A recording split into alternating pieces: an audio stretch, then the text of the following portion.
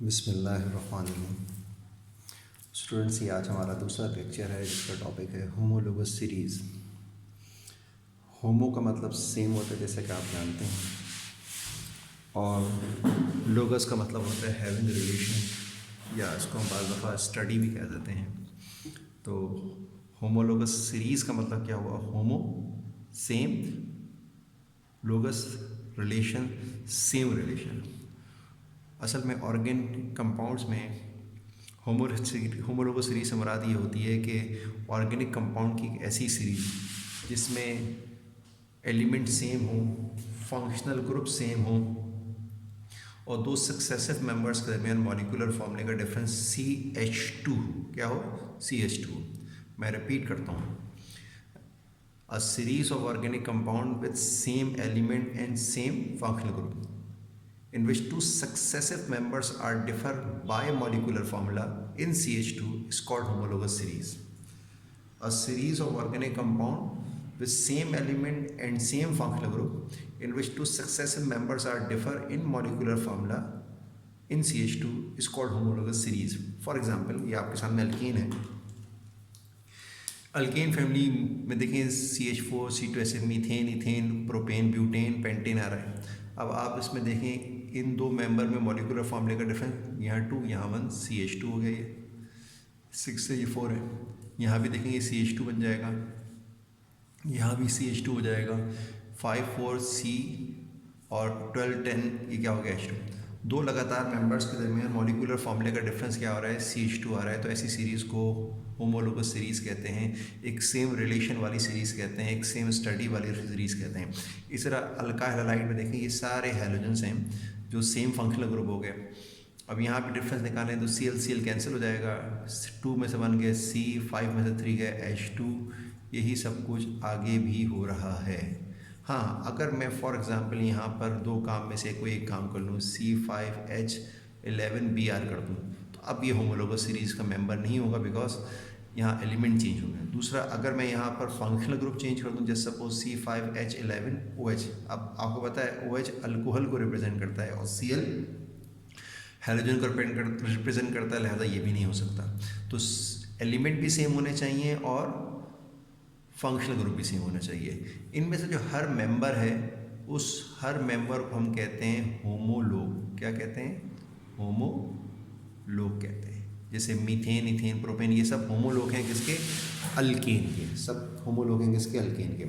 अब इस homologous series में कुछ कैरेक्टरिस्टिक्स हैं, ये कैरेक्टरिस्टिक्स हैं।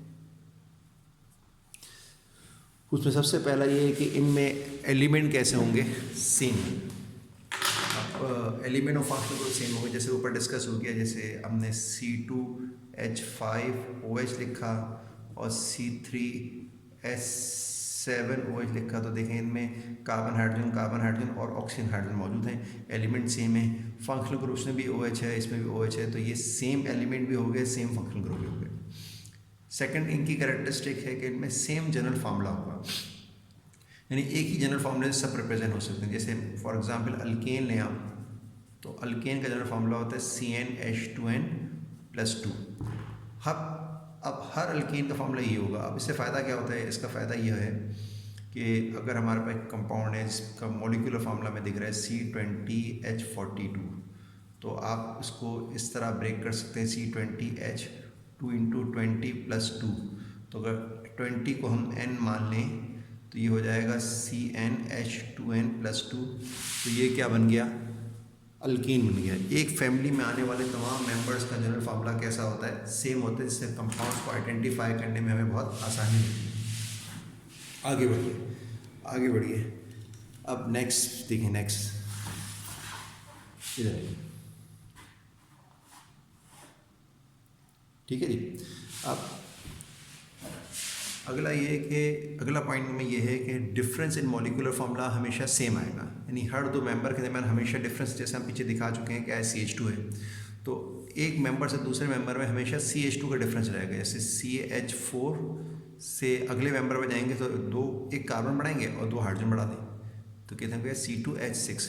एक और बढ़ाना चाहें तो C3 करेंगे तो H क्या हो जाएगा? 8। तो हर दो लगातार मेंबर में सिर्फ CH2 के मॉलिक्यूलर फार्मूले का ही फर्क आएगा।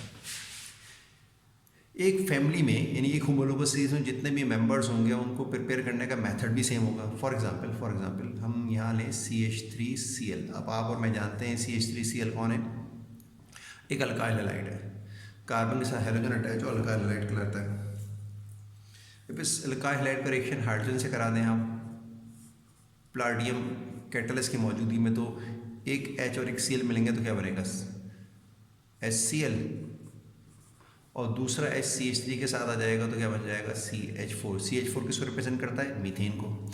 इस तरह अगर आप C2H5Cl लें, उसका रिएक्शन हाइड्रोजन के साथ इन्हीं कंडीशन पे करा दें तो C2H6 बन जाएगा और HCl बन जाएगा। अब आपसे अगर फरमाइश की जाए कि आप C5H12 बना दें यानी पेंटेन बना दें, तो अब आपको क्या करना चाहिए। देखिए C2H6 बनाने के लिए आपने C2H5Cl लिया था, तो C5H12 बनाने के लिए आप C5H11Cl लें और हाइड्रोजन से रिएक्शन करा दें, तो आपको क्या मिल जाएगा C5H12 और HCl मिल जाएगा।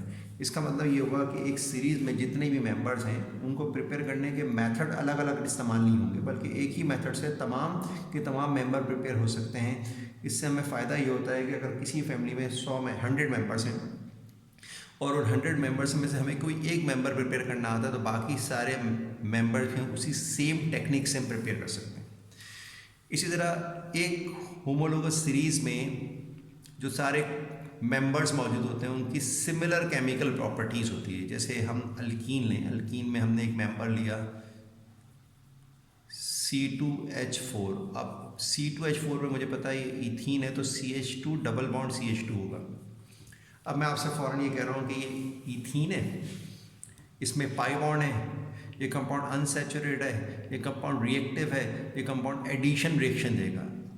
अब अगर ये एडिशन रिएक्शन देगा तो अगला कंपाउंड C3H6 है जो प्रोपीन कहलाता है, तो ये CH3CH डबल बॉन्ड CH2 होगा। देखिए इसमें भी पाई बॉन्ड है और इसमें भी पाई बॉन्ड है, लिहाजा ये दोनों कंपाउंड अनसैचुरेट हो गए, दोनों कंपाउंड रिएक्टिव हो गए, दोनों कंपाउंड एडिशन रिएक्शन देंगे तो इनकी केमिकल प्रॉपर्टीज़ बिल्कुल आइडेंटिकल होंगी। इसी तरह एक और मैं एग्जांपल आपको दूं, अगर आप C5H10 ले लें जो पेंटीन कहलाता है, तो उसको आप और हमें इसका मॉलिक्यूलर फार्मूला से इसका स्ट्रक्चर फार्मूला सजेस्ट करना आता है, तो इसका मॉलिक्यूलर फार्मूला ऐसे लिखा जा सकता है।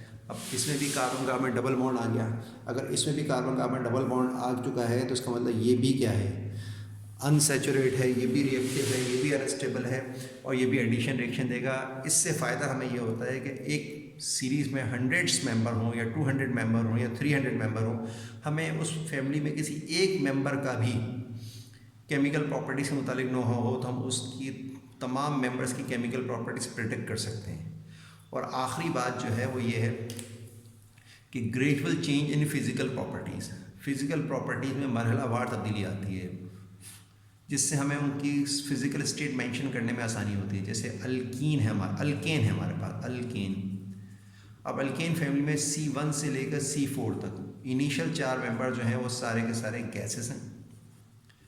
C5 से लेकर नॉर्मली C12 तक सब क्या है, या 14 कर लें, 14 सब लिक्विड है, और अबव C14 सेमी सॉलिड और सॉलिड से।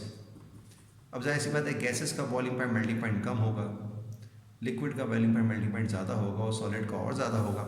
तो इनकी जो फिज़िकल प्रॉपर्टीज़ में चेंज आ रही है वो ग्रेजुअल आ रही है, जो कि इनके मॉलिक्यूलर मास में ग्रेजुअल इंक्रीज़ आ रहा है। इससे हमें किसी कंपाउंड का मॉलिक्यूलर फार्मूला से मालूम हो तो हम उसकी फ़िज़िकल स्टेट मेंशन कर सकते हैं, ये सजेस्ट कर सकते हैं कि ये गैस होना चाहिए, लिक्विड होना चाहिए, क्योंकि हमें पता है कि ग्रेजुअली इनका मॉलिक्यूलर मास इंक्रीज़ ही हो रहा होगा। ये वो सारी कैरेक्टरिस्टिक्स हैं जो अगर हमें मालूम हो तो हम किसी भी फैमिली की प्रॉपर्टीज़ डिस्कस कर सकते हैं। यानी देखें कितनी प्रॉपर्टीज़ मैंने आपसे कहीं एक होमोलोगस सीरीज में होती हैं। नंबर 1, इनमें सेम एलिमेंट और सेम फंक्शनल ग्रुप होगा। नंबर 2, इनका जनरल फार्मूला बिल्कुल आइडेंटिकल होगा जिससे कंपाउंड को पहचानने में बहुत आसानी होती है। नंबर 3, इनके मॉलिक्यूलर फार्मूले में डिफरेंस हमेशा CH2 का ही आएगा, जिससे अगर एक मेंबर का फार्मूला मालूम हो तो दूसरा मेंबर का फार्मूला हम बता सकते हैं। एक फैमिली में जितने भी मेंबर्स होंगे उनका मेथड ऑफ प्रिपरेशन आइडेंटिकल होगा। हमें किसी फैमिली के एक मेंबर को भी प्रिपेयर करना आता है तो हमें उस फैमिली के बाकी मेंबर भी प्रिपेयर करने आ जाएंगे। इस तरह हर फैमिली में जो मेंबर्स हैं उनकी केमिकल प्रॉपर्टीज़ आइडेंटिकल हैं। जैसे मैंने आपके सामने कहा कि ईथीन हो, प्रोपीन हो, पेंटीन हो, ये सब अनसैचुरेटेड हैं। इन सब में कार्बन कार्बन पाई बॉन्ड आ रहा है। ये सब रिएक्टिव होंगे, ये सब एडिशन रिएक्शन देंगे। इसके साथ साथ इनकी फिज़िकल प्रॉपर्टीज़ में भी जो चेंज आता है वो बहुत ग्रेजुअल चेंज आता है। ग्रेजुअली इनका मॉलिक्यूलर मास इंक्रीज़ होता है। अब इन तमाम बातों से हमें क्या फ़ायदा होता है, हमें इससे क्या एडवांटेज मिल जाता है? हमें एडवांटेज ये होता है कि एक फैमिली में जितने भी मेंबर्स होंगे उनको अलग-अलग पढ़ने के बजाय हम सिर्फ चंद मेंबर से पूरी फैमिली की करैक्टरिस्टिक्स जान सकते हैं और इसकी मदद से इनकी फ़िज़िकल और केमिकल प्रॉपर्टीज़ प्रिडिक्ट कर सकते हैं जो इस फैमिली में अननोन। यानी एक फैमिली में हंड्रेड्स कंपाउंड हैं, अब उस फैमिली में हम सिर्फ 5 या 6 मेंबर को स्टडी करके उन 100 मेंबर्स की कंपाउंड्स की प्रॉपर्टीज़ को प्रिडिक्ट कर सकते हैं, समझ सकते हैं और दूसरे को समझा भी सकते हैं। ये वो सारा फ़ायदा है जो होमोलॉजी सीरीज़ पढ़ने का होता है। यानी हमने अल्केन फैमिली में 500 मेंबर हैं तो हमें 500 मेंबर पे स्टडी करने की ज़रूरत नहीं है। हम सिर्फ 3, 4 या 5 कंपाउंड स्टडी करके बाकी तमाम कंपाउंड की प्रॉपर्टीज़ को, उनके मेथड ऑफ प्रिपरेशन को समझ भी सकते हैं और उनके मुतालिक प्रिडिक्शन भी कर सकते हैं। स्टूडेंट, ये सेकंड लेक्चर था जो होमोलॉगस सीरीज़ से मुतालिक था। आई होप कि आपको समझ में आया होगा। इसको पढ़िएगा, समझिएगा, नोट्स से इसको स्टडी कीजिएगा। ना समझ में आए तो कॉल करके कोई टाइम लेकर आप पढ़ने आ जाइएगा घर पे। जज़ाकल्लाह।